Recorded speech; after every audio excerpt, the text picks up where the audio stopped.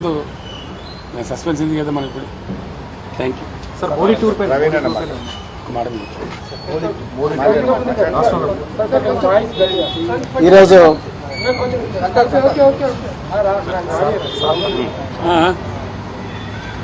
ఈరోజు తెలంగాణ మాజీ ముఖ్యమంత్రి శ్రీ పెద్దలు గౌరవనీయులు శ్రీ కేసీఆర్ గారిని కలిసినందుకు చాలా ఆనందంగా ఉంది. మరి ఈ తెలంగాణనే కాదు యావత్ భారతదేశం కూడా ఈరోజు లౌకికత్వం అంటే సెక్యులరిజం లౌకికత్వం ప్రమాదంలో ఉన్నది. మరి భారతీయ జనతా పార్టీ చాలా పెద్ద ఎత్తున కుట్రలు చేస్తూ ఉన్నది దేశాన్ని చిన్నభిన్నం చేయడం కోసం. మరి పూర్తిగా రాజ్యాంగాన్ని రద్దు చేయాలనే కుట్ర చేస్తూ ఉన్నారు. సో ఆ పరిస్థితుల్లో మరి సెక్యులర్ పార్టీ అయినా మరి సెక్యులర్ భావాలు కలిగి సెక్యులరిజాన్ని నిరంతరం కాపాడిన మరి భారతీయ రాష్ట్ర సమితి వారు మరి నేను బైంజీ మాయావతి గారి ఆశీస్సులతోని మరి వారిని కూడా కలవడం జరిగింది.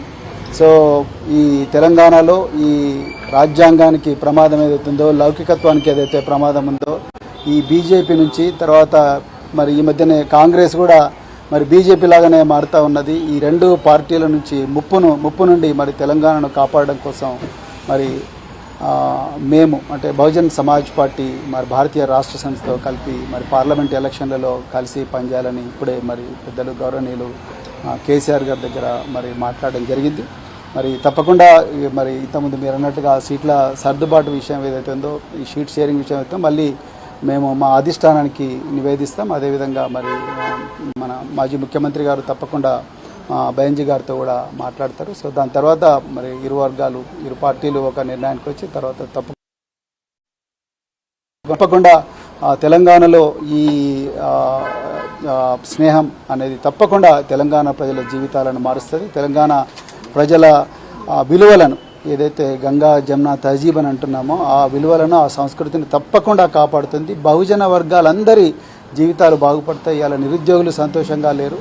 సో పట్టుమని 4 నెలలు కాలేదు ఇప్పటికీ మళ్ళీ నిరుద్యోగులు రోడ్ల మీదకి వచ్చే పరిస్థితి.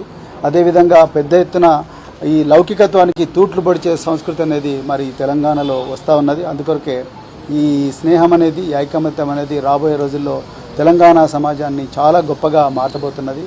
సో చాలా చాలా ఆనందంగా ఉంది అలా మరి ఈ విషయం మీతో మాట్లాడుతున్నందుకు. తప్పకుండా తెలంగాణ ప్రజలు దీన్ని ఆస్వాదిస్తారు ఆశీర్వదిస్తారని చెప్పేసి నేను కోరుకుంటున్నాను. కేసీఆర్ గారు మరి ఈ సమయం మాకు ఇచ్చినందుకు మరొకసారి ధన్యవాదాలు. అన్ని అంశాల్లో కలిసి పనిచేస్తారు రెండు పార్టీలు.